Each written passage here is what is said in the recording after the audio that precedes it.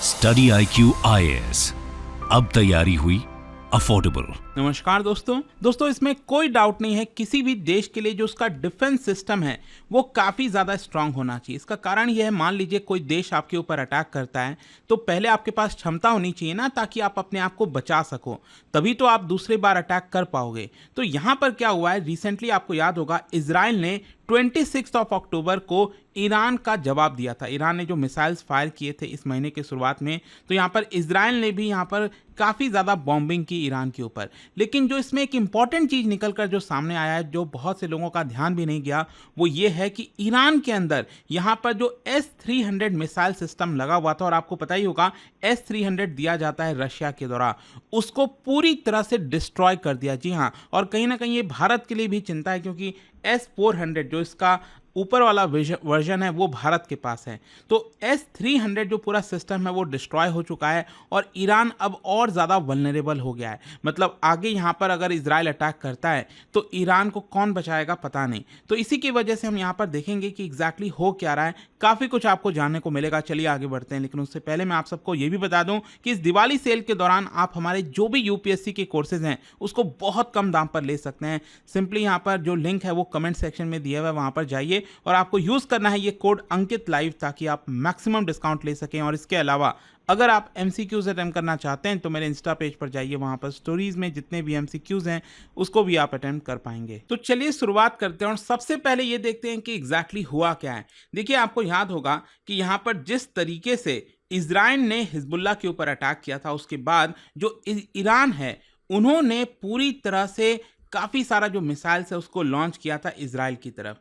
और इसके बाद काफ़ी ज़्यादा स्पेकुलेशन लगाया जा रहा था कि इजराइल जो है वो कभी भी ईरान के ऊपर अटैक कर सकता है। लेकिन फाइनली 26 अक्टूबर को आपको याद होगा यहाँ पर एक ऑपरेशन लॉन्च किया गया जिसका नाम है ऑपरेशन डेज ऑफ रिपेंटेंस, और इसी के तहत इजराइल ने यहाँ पर काफ़ी सारी बॉम्बिंग की। मतलब ईरान के अंदर बताया जा रहा है कि फाइटर जेट्स के माध्यम से और कई सारे जैसे ड्रोन्स वगैरह हो गया उसके माध्यम से मिसाइल्स वगैरह भी लॉन्च किया था, जिसकी वजह से यहाँ पर ईरान जो है बहुत कम मिसाइल्स को इंटरसेप्ट कर पाया। जैसे ज़्यादातर केस में आप अक्सर देखते होंगे, जब भी इजराइल की तरफ मिसाइल्स लॉन्च किए जाते हैं तो इजराइल का जो डिफेंस सिस्टम है वो बहुत ज़्यादा स्ट्रांग है। आयरन डोम और बहुत सारी चीज़ हैं उनके पास, जिसके माध्यम से ज़्यादातर मिसाइल्स को वो डिस्ट्रॉय कर देता है। तो यहाँ पर क्या है कि ईरान में जब ये मिसाइल्स दागे गए तो ईरान उसको डिटेक्ट करने में, इंटरसेप्ट करने में फेल हो गया। और उसका मेन कारण बताया जा रहा है कि करीब 3 ऐसे यूनिट थे S-300 के जो यहाँ पर फेल हो गए, और इजराइल ने उनको पूरी तरह से डिस्ट्रॉय कर दिया है। वैसे आप देख सकते हो यहाँ पर बताया ये जा रहा है कि ये जो इजराइल के द्वारा कारनामा किया गया है ये दिखाता है कि इजराइल का जो एक्सटेंसिव इंटेलिजेंस ऑपरेशन है ईरान के अंदर वो कितना ज़्यादा सोफिस्टिकेटेड है, कितना इफेक्टिव है। और ये आपको याद होगा कि इसी साल अगस्त के महीने में जो हमास का पॉलिटिकल चीफ था वो तेहरान में था, और इजराइल ने यहाँ पर उसको भी ख़त्म कर दिया था। और इस तरह से इजराइल जो है वो पूरा अपना नेटवर्क के माध्यम से चीज़ें काम करता है। और फर्दर आप देख सकते हो यहाँ पर इन सब के बारे में कंफर्म ही किया गया है कि इजराइल ने करीब 3 से 4 जो S-300 एयर डिफेंस सिस्टम है आपका ईरान के अंदर, उनको डिस्ट्रॉय किया है। ये इसको कंफर्मेशन भी आ चुकी है। फर्दर यहाँ पर बताया जा रहा है कि some of these air defence sites where safeguarding critical energy assets. Basically अगर आप देखोगे तो ईरान के अंदर कई सारे इंपॉर्टेंट जगह है, स्पेशली आपको पता होगा जो न्यूक्लियर पावर प्लांट्स वगैरह हैं, न्यूक्लियर साइट्स हैं, जिसको लेकर यूएस बिल्कुल भी नहीं चाहता था कि उसके ऊपर अटैक किया जाए। तो अभी तक तो क्या है कि यहाँ पर इजराइल ने ईरान के न्यूक्लियर साइट्स पर अटैक नहीं किया है, लेकिन स्पेशली बताया जा रहा है जो वेस्टर्न वाला साइड है और जो साउथ वेस्टर्न साइड है, ये पूरा इलाका अगर आप देखोगे, या स्पेशली जो गल्फ वाला, पर्शियन गल्फ वाला इलाका है, वहाँ पर पोर्ट्स वगैरह हैं, तो वहाँ पर कई जगह बताया जा रहा है कि इजराइल ने जो है उनके ऊपर अटैक किया है। और इसकी वजह से ईरान के लिए और ज़्यादा समस्या खड़ी हो गई है। इसका मैं आपको कारण बताता हूँ, क्योंकि ये एक जस्ट शुरुआत बताया जा रहा है। बेसिकली क्या है कि अभी तो इजराइल हो सकता है कि चीज़ों को टेस्ट कर रहा होगा। यहाँ पर इजराइल ये भी तो देख रहा होगा ना कि जब वो अटैक करेगा ईरान के ऊपर, क्योंकि ईरान तो अपने आप को प्रिपेयर कर रखा होगा पहले से। ईरान ने जब अटैक किया था मिसाइल से इजराइल के ऊपर, तो इजराइल ने साफ कहा था कि हम इसका बदला लेंगे, लेकिन कब लेंगे, क्या होगा, नहीं पता। और ईरान ईरान ने भी अपने आप को सिक्योर करके रखा होगा। लेकिन जब इजराइल ने यहाँ पर मिसाइल्स दागी ईरान के ऊपर, तो ईरान का जो पूरा सिस्टम है वो एक्सपोज हो गया और ईरान को समझ नहीं आया कि अब करें क्या।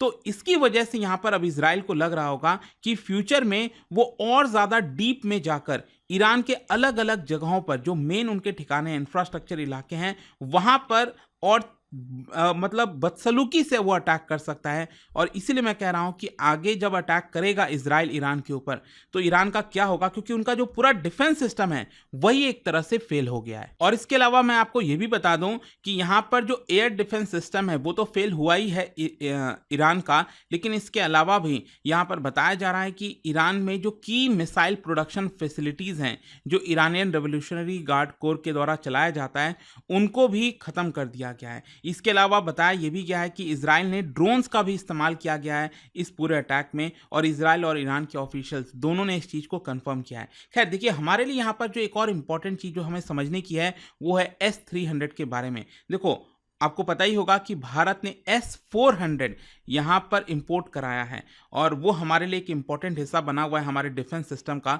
लेकिन S-300 मैं आपको बता दूं, ये सोवियत यूनियन के समय से चलता रहा है। बेसिकली 1970s के बाद अगर आप देखोगे तो ये पूरा S-300 long range surface to air missile system develop किया गया था and it was basically produced by NPO Almaz, जो कि सोवियत एयर डिफेंस फोर्सेस के लिए लाया गया था ताकि कोई भी एयर रेड्स, क्रूज मिसाइल्स वगैरह सोवियत यूनियन के ऊपर आए तो वो उसको रोक सकें। और आपको पता है पहले यूक्रेन भी उसका पार्ट था, तो रशिया, यूक्रेन, कई सारे जो और भी देश हैं जैसे बल्गेरिया, वो भी यहाँ पर इसका इस्तेमाल करते हैं। ग्रीस भी इसका इस्तेमाल करता है और एशिया में अगर आप देखोगे तो चाइना, ईरान जैसे देश भी इसका इस्तेमाल करते हैं।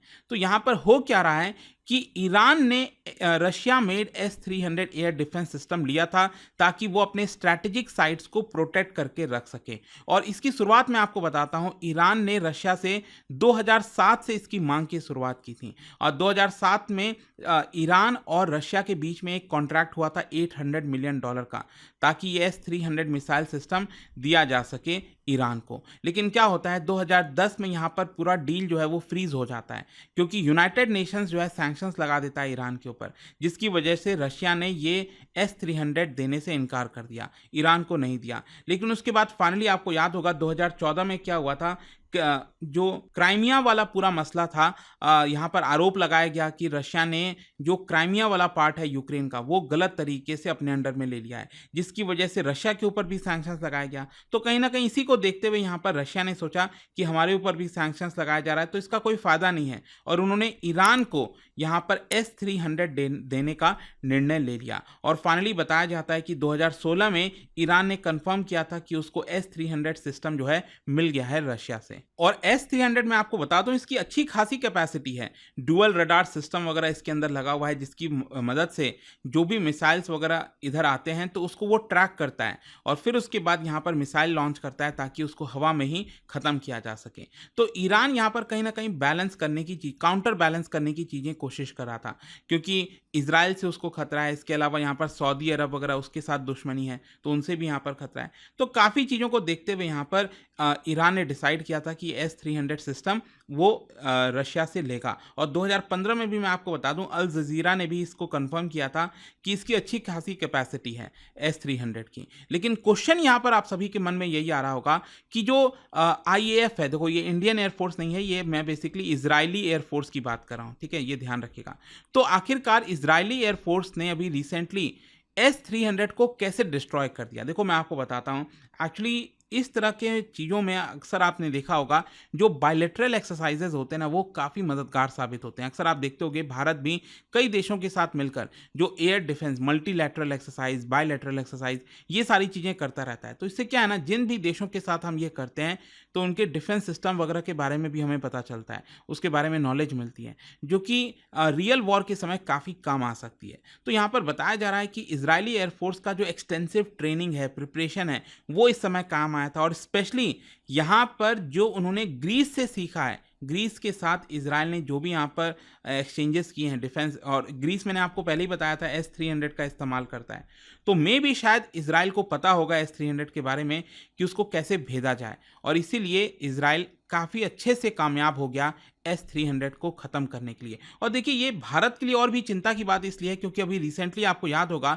यूक्रेन वाला जो युद्ध चल रहा है रशिया यूक्रेन का, उसमें यूक्रेन ने बताया जा रहा है कि S-400 सिस्टम को भी डिस्ट्रॉय किया है, रशिया के S-400 सिस्टम को भी डिस्ट्रॉय किया है। तो आप समझ सकते हैं कि यहाँ पर एक खलबली मच गई होगी पूरे भारत के डिफेंस सिस्टम में, सेक्टर में, कि आखिरकार भारत कैसे यहाँ पर अपने आप को और ज़्यादा सिक्योर कर सकता है।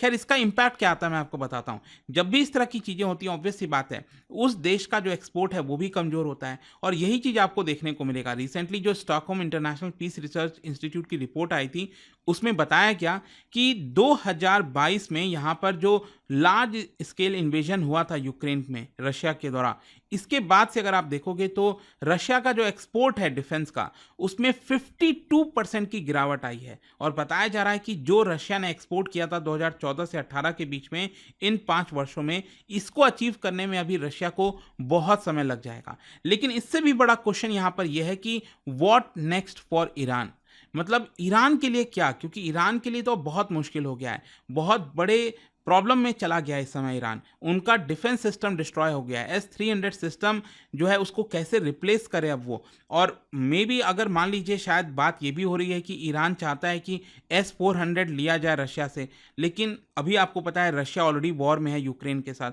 तो पूरी एनर्जी तो रशिया की यूक्रेन में लग रखी है, तो वो कैसे ईरान को ये सारी चीज़ें प्रोवाइड कर पाएगा।